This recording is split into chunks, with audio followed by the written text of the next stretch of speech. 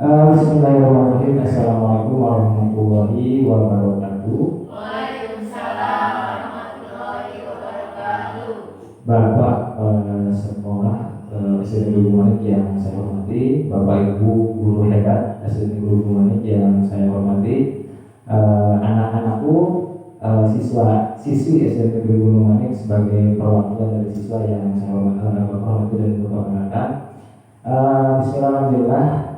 Dalam kesempatan kali ini kita dapat berkumpul, kita panjatkan puji dan syukur kepada Allah Subhanahu Wa Taala yang alhamdulillah di ruangan perpustakaan ini sebagai lab barangkali ya, lab komputer di SD kita dapat berkumpul dalam rangka diseminasi penerapan budaya positif di SD Negeri Gunung Manik dalam keadaan sehat walafiat.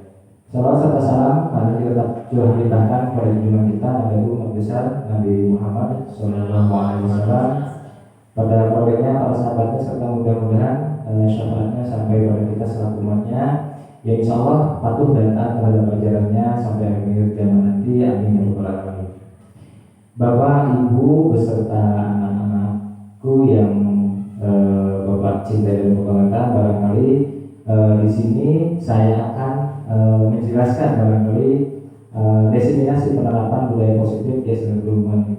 Kegiatan ini adalah merupakan salah satu tugas saya secara pribadi sebagai calon guru penggerak angkatan 8 dari Kabupaten Kuningan tahun 2023. Materi ini ada di modul 1.4 ya, di modul 4 di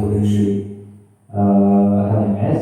Nah, di sini di modul 1.4 saya kemarin belajar terkait penerapan budaya positif di sekolah. Nah, penerapan budaya positif itu banyak sekali yang bisa diterapkan di sekolah, namun karena memang keterbatasan waktu, saya akan mengangkat dua contoh sebagai penerapan budaya positif di sekolah. Kita lanjutkan. Di sini ada nama saya ya, barangkali sudah tidak asing, nama saya Iswadi. Saya di sini sebagai calon guru penggerak angkatan 8 dari Kabupaten Kuningan. Kita lanjutkan. Di sini ada penerapan budaya positif yang sudah tadi saya sampaikan bahwa ada dua yang ingin saya terapkan di SD Gunung Manik sebagai salah aksi nyata dari pembelajaran modul 1.4. Yang pertama adalah menyusun keyakinan kelas. Nah, menyusun keyakinan kelas ini saya rasa adalah hal penting yang mungkin bisa diterapkan oleh Bapak Ibu guru di kelas masing-masing barangkali. Terus yang kedua ada pemanfaatan sampah plastik. Di sini saya ingin mencoba nanti menerapkan sebuah inovasi yang mungkin kita bisa terapkan dan kita bisa laksanakan di sekolah kita sehingga plastik itu, sampah plastik khususnya bisa berkurang, bahkan bisa tidak ada di sekolah kita. Jadi selain kita memanfaatkan sampah, kita juga menciptakan lingkungannya bersih dari sampah plastik, gitu ya. Kita lanjutkan. Yang pertama, materi pertama adalah membuat keyakinan kelas. Barangkali sudah tidak asing bagi Bapak Ibu guru di sekolah ya, karena rata-rata di SD adalah sebagai guru kelas, sehingga membuat keyakinan kelas ini adalah salah satu rutinitas barangkali setiap awal tahun pelajaran. Ya, lanjut. Nah, di sini ada pertanyaan Pak ya. Mengapa keyakinan kelas? Mengapa tidak peraturan kelas? Gitu ya. Ada dua namanya? Yang bisa diterapkan itu ada keyakinan kelas dan peraturan kelas. Kenapa kita di kurikulum Merdeka ini menerapkan keyakinan kelas bukan peraturan kelas?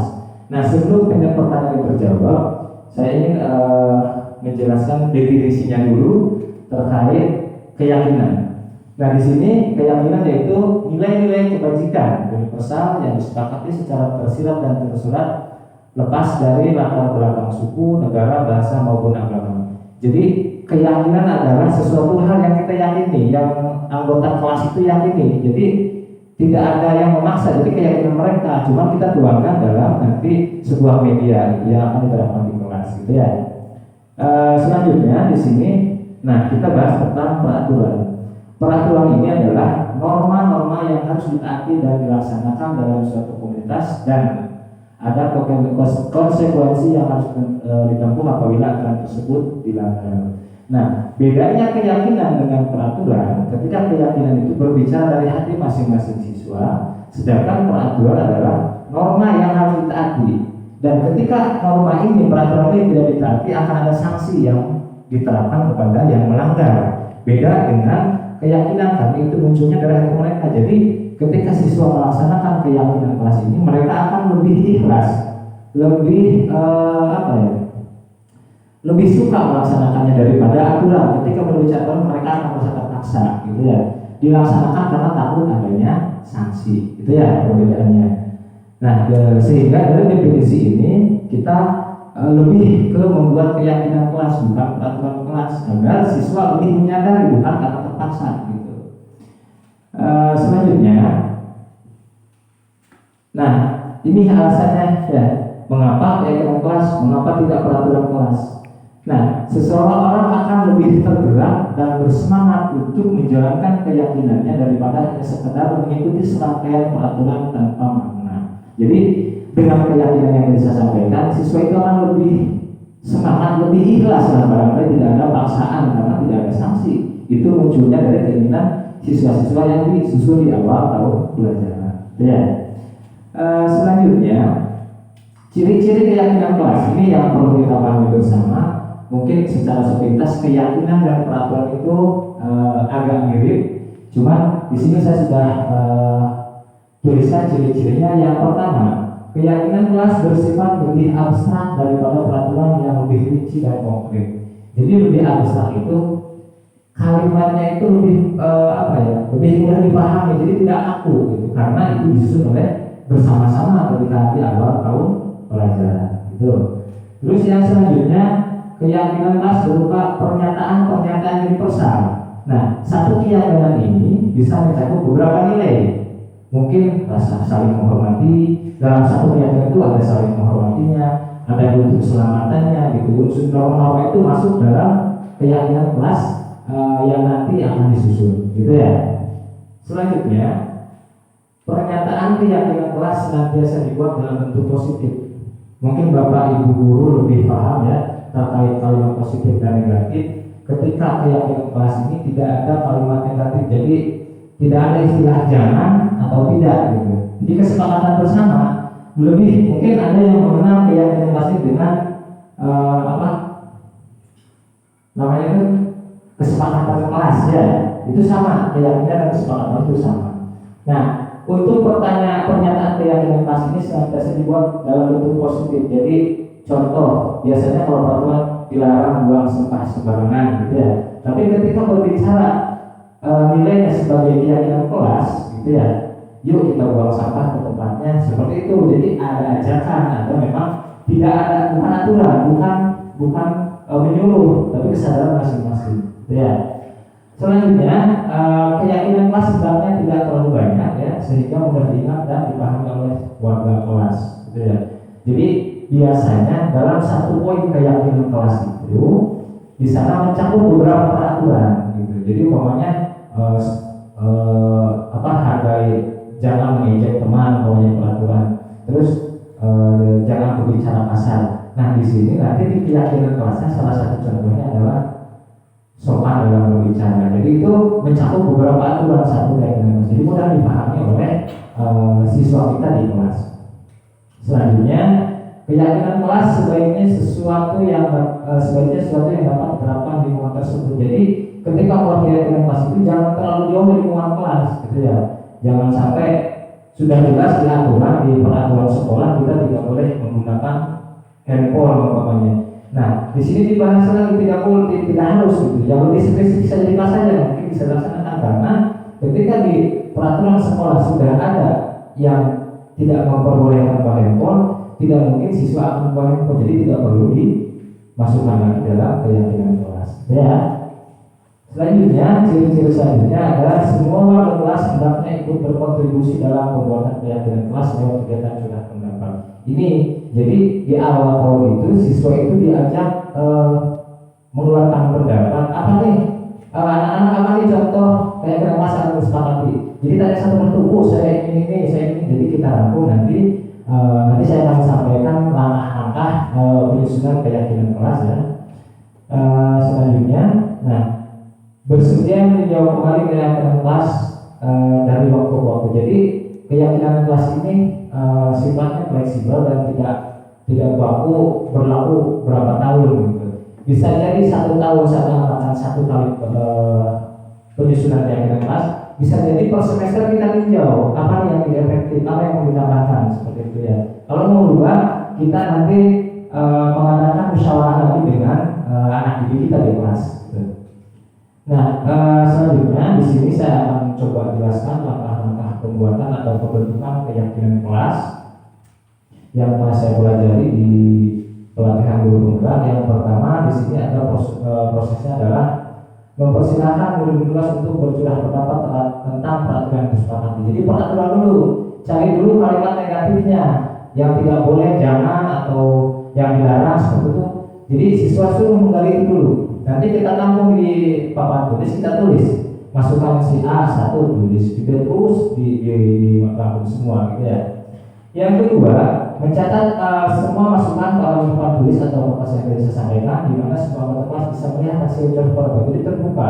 Siswa harus tahu dulu pendapat masing-masing teman-temannya itu harus dipaparkan di depan kelas sehingga siswa mengetahui. Nanti hal ini dilakukan adalah untuk mempermudah ketika mengambil kesimpulan dalam menyusun keyakinan kelas. Selanjutnya, susunlah keyakinan kelas sesuai prosedur pembentukan keyakinan kelas yang di atas. Gantilah kalimat-kalimat dalam bentuk negatif menjadi positif. Yang tadi saya sampaikan, jangan atau tidak boleh atau dilarang itu dihilangkan, diubah jadi kalimat positif yang sifatnya mengajak atau yang muncul dari hati anak didik kita gitu. Jadi hal ini dilakukan adalah supaya siswa tidak merasa terpaksa, dan ini diharapkan dengan adanya keyakinan kelas ini tumbuh kesadaran dari hatinya masing-masing untuk selalu mentaati aturan yang ada gitu ya. Ini pembiasaan dari dasar dari bawah gitu. Selanjutnya dijawab kembali daftar curah pendapat yang sudah dicatat. Yang tadi sudah dicatat kita sudah rubah menjadi kalimat positif, yang ternyata negatif kita dijawab kembali mana nih yang cocok untuk kelas kita gitu ya. Yang cocok untuk kelas kita nanti kita simpulkan, kita terapkan.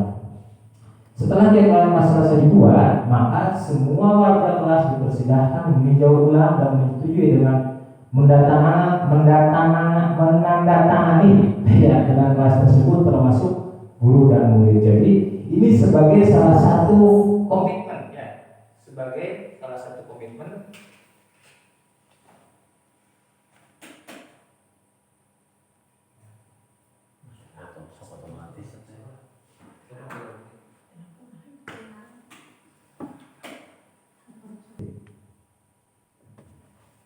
kita lanjutkan ke dalam buat teknis ya. Setelah keyakinan kelas dibuat, maka semua kelas dipersilahkan meninjau. Nah, ini menandatangani keyakinan kelas itu adalah salah satu bentuk komitmen kita akan mentaati kesepakatan kita terhadap keyakinan yang telah disusun. Ini juga sebuah pembelajaran di mana siswa harus mempertanggungjawabkan apa yang telah disetujuinya di awal. Itu ya, itu pembelajarannya dalam proses penyusunan keyakinan kelas ini.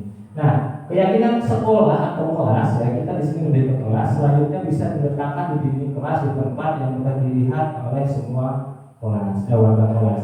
Nah, seperti struktur, jadwal itu kita bisa membuat, salah satunya adalah keyakinan kelas yang telah disepakati. Gitu ya. Jadi nanti kemarin saya sudah mempraktekkan segitiga restitusi dalam menghadapi sebuah masalah. Itu ada pertanyaan, salah satunya adalah keyakinan apa yang kita sepakati dulu, gitu kan? Contoh si A dan si B umpamanya bertengkar, kita coba panggil, kita selesaikan dengan 3 langkah restitusi. Yang pertama menanyakan dulu ya, terus kedua mengobservasi kesalahannya apa, dan yang ketiga jadi membuat murid sadar itu tahu nggak di kelas kita ada keyakinan apa sih yang sudah kamu lakukan tadi, kan seperti itu. Nah, jadi di sini sebagai bentuk pertanggungjawaban apa yang telah mereka curahkan dan tuliskan dalam keyakinan kelas yang telah dilakukan oleh mereka, gitu ya. Dapat dipahami ya. Selanjutnya contoh-contoh KME. Di sini saya sudah akan menayangkan beberapa contoh keyakinan kelas. Ini adalah hasil kerja kelompok kami waktu di LMS ya, waktu kolaborasi. Nah, di sini ada yang pertama datang tepat waktu. Peraturan yang masuk di sini salah satunya adalah dilarang datang terlambat, gitu ya. dilarang pulang lebih cepat gitu kan, dilarang keluar tanpa izin, itu salah satunya adalah masuk di sini. Berpakaian rapi dan sopan, umpamanya baju harus dimasukkan masuk ke sini. Nah ini ada norma-norma atau nilai yang terkandung di dalam ini. Yang datang tepat waktu, nilainya salah satunya adalah disiplin, ya. Yang kedua berpakaian rapi dan sopan, berarti kerapihan atau kebersihan bisa ya. Bentuk kata sopan ini juga salah satunya adalah sebagai tadi dilarang berkata jorok, dilarang mengejek teman, itu aturan mungkin ya di kelas. Tapi ketika kita ubah menjadi yang kelas adalah bertutur kata sopan santun. Nah nanti ketika ada siswa contoh ya yang memang melanggar kesepakatan atau kelas ini, contoh berkata jorok atau membuli temannya, kita bisa selesaikan dengan 3 langkah restitusi itu, gitu ya. Di antaranya nanti kita tanyakan, tahu nggak kamu sudah melanggar kesepakatan atau kelas yang telah kita rancang di awal? Bahwa kata-kata pasti tahu, sadar, oh saya melanggar bertutur kata sopan santun, gitu ya. Seperti itu. Ini contoh-contohnya menjaga kebersihan lingkungan, mengucapkan salam dan sapa, masuk kelas tepat waktu, membantu teman yang membutuhkan pertolongan, dan selalu bersyukur. Itu adalah kalimat-kalimat positif ya. Ciri-ciri yang paling menonjol adalah ada yang punya antara keyakinan kelas dan peraturan adalah keyakinan kelas sifatnya kalimatnya kalimat positif, ya, tidak ada kalimat negatif. Selanjutnya, sebelum ke materi selanjutnya, apakah ada yang ingin disampaikan atau diutarakan terkait materi ini, atau mungkin saran dari Bapak Ibu guru, karena memang saya juga masih belajar ya. Saya di sini bukan mengajari Bapak Ibu, saya hanya mencoba berbagi, berpraktek baik saya menyampaikan hasil dari pelatihan yang telah saya lakukan. Barangkali Bapak Ibu ada yang ingin disampaikan? Enggak.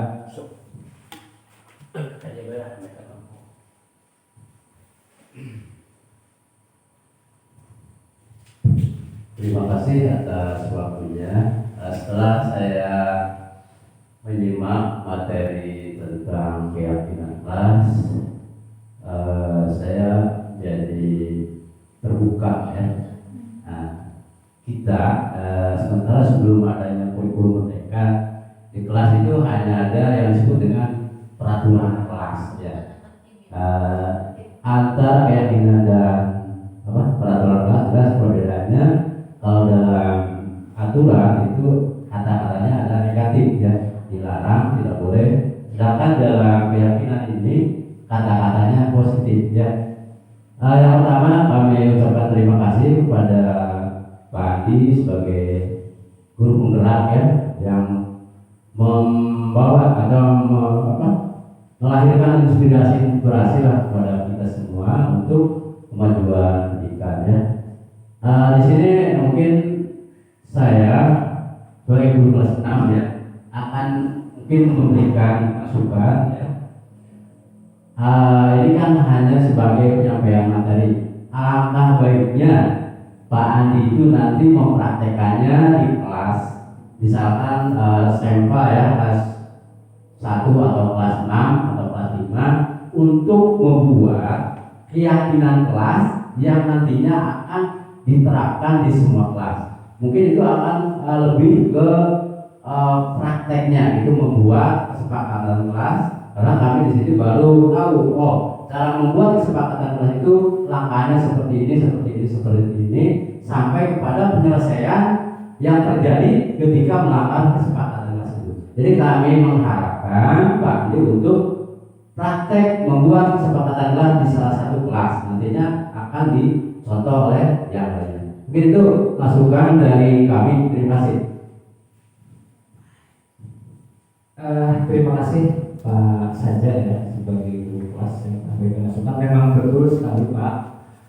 Saya selaku calon guru penggerak dituntut untuk melaksanakan aksi nyata setiap akhir minggu. Nah, proses ini adalah salah satu aksi nyata saya, dan ada aksi nyata berikutnya, dan proses selanjutnya adalah penerapan, ya, penerapan dari apa yang sudah saya sampaikan hari ini, gitu ya. Nanti di minggu depan saya akan coba terapkan penyusunan keyakinan kelas ini bisa nanti kita berkolaborasi satu sama lain. Kita bersama-sama dalam satu kelas bersama murid simulasi membuat sebuah keyakinan kelas. Barangkali itu ya. Barangkali untuk penanya dicukupkan saja ya karena waktu terbatas. Kita lanjut ke materi berikutnya. Nah, di sini tadi saya di awal sudah katakan bahwa untuk aksi nyata kali ini terkait penerapan budaya positif itu saya akan mengambil dua kegiatan sebagai contoh. Tadi yang pertama adalah keyakinan kelas dan yang selanjutnya adalah pemanfaatan sampah plastik. Ya, ini salah satu mimpi saya barangkali ya bahwa di lingkungan yang kita tempati itu tidak boleh ada sampah plastik yang berserakan, gitu ya.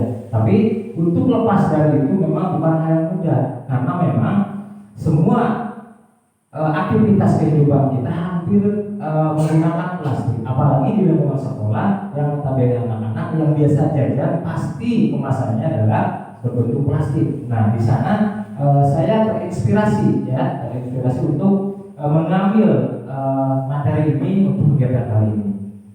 Kita lanjutkan.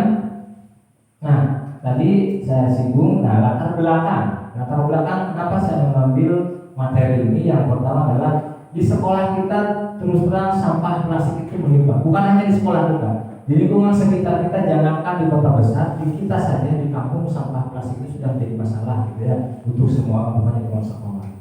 Yang kedua, belum ada inovasi pemanfaatan sampah plastik. Yang ketiga, hanya penanganannya itu yang biasa dilakukan oleh kita dan masyarakat di lingkungan sekitar adalah hanya dibakar, sehingga itu tidak menyelesaikan masalah, justru akan menimbulkan masalah baru. Contoh yang paling terasa adalah polusi udara, asapnya yang bau dan lain-lain. Nah, belum nanti si debunya, belum nanti efek-efek yang lainnya. Itu yang menjadi latar belakang saya mengambil masalah ini untuk diangkat atau diterapkan dalam praktek baik di sekolah kita. Selanjutnya, rencana strategi saya untuk menanggulangi plastik ini ada beberapa, ada ini ya. Nah, ada beberapa program. Yang pertama adalah membuat program sedekah sampah. Ya, barangkali bingung, masih agak bingung, nanti saya jelaskan ya. Yang kedua, mengelola sampah plastik seminggu sekali setiap hari Sabtu. Jadi siswa itu kita nanti akan arahkan setiap hari Sabtu untuk mengolah sampah yang sudah dikumpulkan selama seminggu untuk dijadikan sesuatu ya. Tanda kutip sesuatu, nanti saya jelaskan. Selanjutnya, membuat suatu produk yang bisa dimanfaatkan di lingkungan sekolah. Ini lingkungan terkecil ya, di lingkungan sekolah. Siapa tahu nanti ketika kita sudah bisa membuat banyak karya dari pemanfaatan sampah plastik ini bisa jadi komersil, gitu ya. Jadi yang tadinya non value add ya, tidak berharga, ketika kita olah menjadi barang yang bervalue add atau mempunyai nilai jual, gitu ya. Selanjutnya, nah, langkah-langkah aksi yang akan saya lakukan dalam kegiatan kali ini ada beberapa langkah. Yang pertama, membuat kotak sedekah sampah yang disimpan di dekat pintu gerbang sekolah. Nanti tidak jauh beda dengan sedekah uang, gitu. Jadi ketika kita ke masjid biasanya ada kotak di pinggir pintu ya, atau mungkin kalau di dalam kita di estafetkan kotak amal. Tidak jauh beda dengan hal seperti itu. Nanti akan disediakan kotak sampah yang terbentuk secara rapi ya, yang memang tidak mengganggu pemandangan. Bentuknya seperti kotak amal, namun akan lebih besar karena akan menampung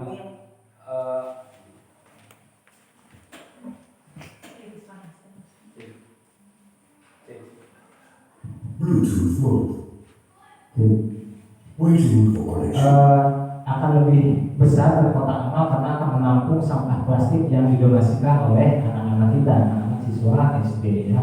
Terus selanjutnya, langkah berikutnya adalah setiap hari Sabtu siswa itu diinstruksikan untuk membawa bekal botol bekas air mineral minimal 2 buah per siswa dan 1 buah gunting, gitu ya. Jadi nanti kita programkan setiap hari Sabtu semua siswa diharuskan membawa minimal 2 buah botol mineral bekas ya, dan 1 buah gunting, ya. Itu untuk proses pengolahan sampah yang sudah dikumpulkan tadi di kotak sedekah ini.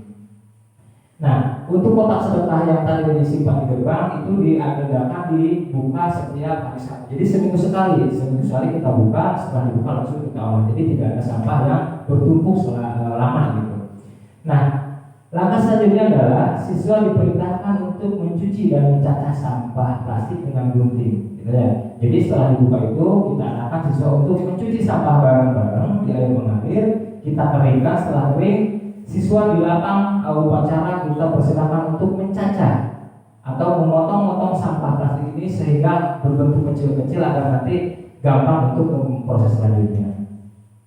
Nah, langkah selanjutnya adalah masukkan sampah plastik yang sudah dicacah dalam botol mineral dan dipadatkan sepadat mungkin menjadi yang kita namakan adalah ekobrik. Ya, ini adalah ending dari kegiatan kotak sedekah sampah atau penanggulangan sampah di sekolah kita. Ini akan kita laksanakan ke depan.